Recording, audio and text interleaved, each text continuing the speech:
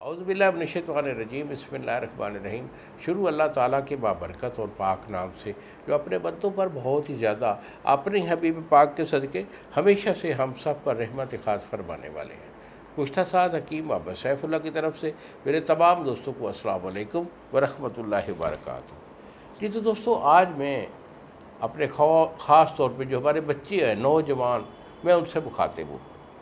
नौजवानों में एक बड़ी गंदी लत पड़ गई है जिसको हम कहते हैं मोशतनी या ग़ुलामबाजी। तो मोशतनी में, ग़ुलामबाजी में ये बच्चे जो होते हैं अपने हाथ से अपनी जवानी को ज़ायल करते हैं, यानी मोशतनी कर लेते हैं।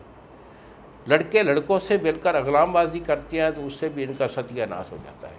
बेटा, ये जो इल्लत है, ये जो बीमारी है, ये बहुत गंदी है।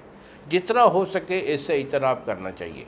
एक तो अपनी सेहत के, अपनी जान के आप लोग दुश्मन बनते हो, अल्लाह रसूल के बारगाह में भी आप शर्मिंदा हो और माशरे में भी आपका कोई इज़्ज़त, कोई मकाम नहीं होता। क्योंकि इस मोशतनी की वजह से बहुत सारे जो है ना आपने मसाइल वो आपने क्रिएट कर लेने होते हैं। मिसाल के तौर पर आपका नफस बिल्कुल छोटा पिचक जाएगा अंदर की तरफ, बिल्कुल छीछड़ा लोथड़ा बन जाएगा कि जैसे पहले यहाँ कुछ था लेकिन अब नहीं है। कतरे जो है इनके बेशुमार आते हैं। टाइमिंग नाम की कोई चीज़ नहीं होती क्योंकि मादा इनका पानी की तरह पतला होता है, बहने लग जाता है।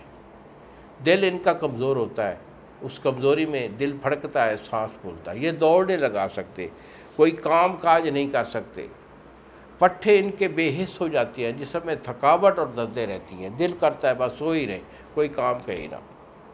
दिमागी तौर पर इतने ये मऊफ हो जाते हैं कि इनको सबक याद नहीं होता, याददाश्त यानी कम हो जाती है।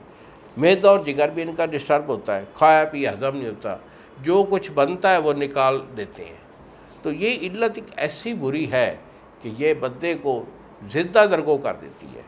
तो जितना हो सके बच्चा इस इल्लत से बचना चाहिए। और ख़ास तौर पर ये जो आप लंबे बड़े बड़े मोबाइल, ये नेट वाले इसको इस्तेमाल करते हैं, कंप्यूटर का बेदरीग इस्तेमाल करते हैं, तो इससे बहुत सारी ऐसी शुआएँ होती हैं मोबाइल से और आपके जो है ना ये अपना कंप्यूटर से, जो कि आपके दिमाग को, आपकी नज़र को, आपकी नफ्सियात को डैमेज कर रही होती हैं। और फिर उससे क्या होता है कि आप नौजवान हैं, मिजाज गर्म है, कुछ बुरी फ़िल्म देख ली, कुछ ऐसे जो है ना फ़ोटोज़ देख लिए जिसकी वजह से तहरीक पैदा होती है और बच्चा इस साइड पे आ जाता है कि वो मोशतनी करने लग जाता है।